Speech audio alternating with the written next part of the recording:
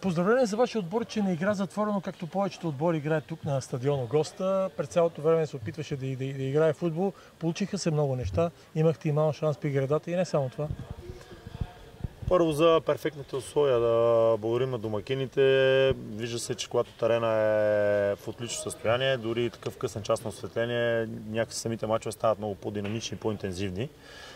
След това да честим на домакините и за победата. Относно нашия отбор играта, мога да кажа, че като първите два мача, които загубихме, и моменти, в които съм доволен, и моменти, в които не чак толкова много от игровия аспект. Вижда се, че това са футболисти, които допреди 2 месеца са играли с цяло В-група. 90% от тях нямат никакъв опит в Б-група, нямат и по 1-2 мача, сега те първа трупат.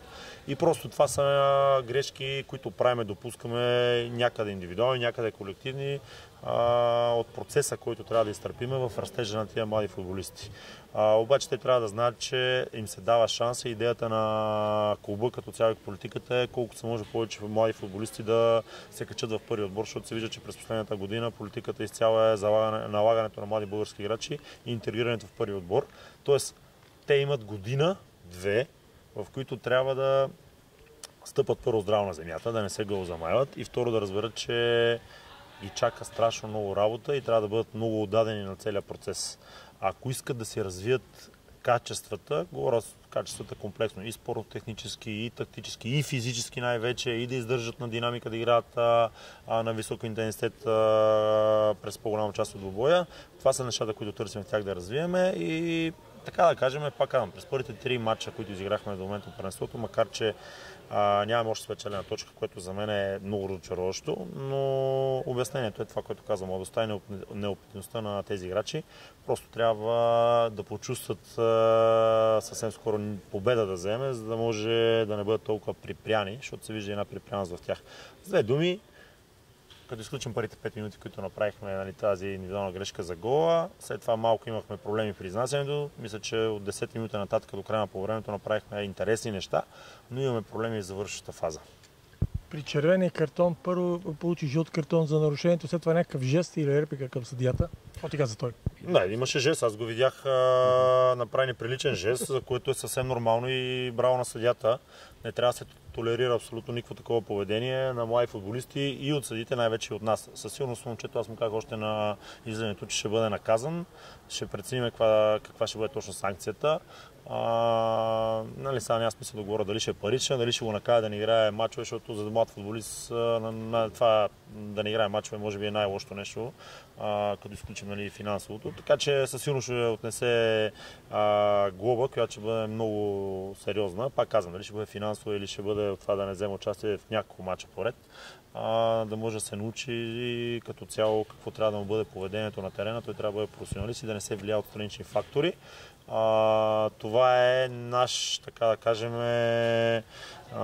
наше задължение да обучиме футболистите да бъдат и професионалисти и да знаят как да се държат на терена. Имаш ли карт бланш от ръководството да работи с този отбор без значение на резултатите с тези млади момчета? Защото знаем, че много треньорски смени се правят. Затова аз не мисля им си ръководство да си преценяват реално каква работа върша. Просто с две думи, нали, анализираме нещата и този отбор със сигурност, ние, както виждате, ние и 3 мача, които изиграхме, пресираме високо и се опитваме да имаме контрол на топката. Просто се вижда, че футболистите това ниво в момента трябва да си изтърпат този процес, да натрупат една така бройка мача, около 10 мача, така да кажем, съм предвидил аз лично, да видим какво ще бъде тяхното развитие след тези 10 мача, дали са напреднали, защото трябва да свикнат с динамика, с интензитета, малко по-високо от В-групата, както казах, идват всички от В-група, трябва да мислят малко по-бързо, да има динамично мислене, неща, които според мен трябва да ги изтърпиме. И след няколко мача вече, нали, да се анализира малко по-задълбочено колко тези футболисти, нали, ще видимо, нали, ще има прогрес и ще може така да се справи с нивото на Б-група. Равно пак казвам, на нас това не е задачата да интегрираме хора в първи отбор. Един от героите от това незабравимо американско лято и няколко месеца по-рано от Париж, Емил Костадинов, вече има нова длъжност, има на длъжност в клуба. С какво ще помага той? И лично на вашия отбор? Със сигурност има опит, аз го познавам. Бил е директор, когато аз бях толкова, точно колкото тези момчета, 18-19 вишен в ЦСК. опита, който притежава, ще бъде много полезен и за абсолютно всички в клуба и просто ще се насладим на работа си заедно. Да те питам, ще има ли обединение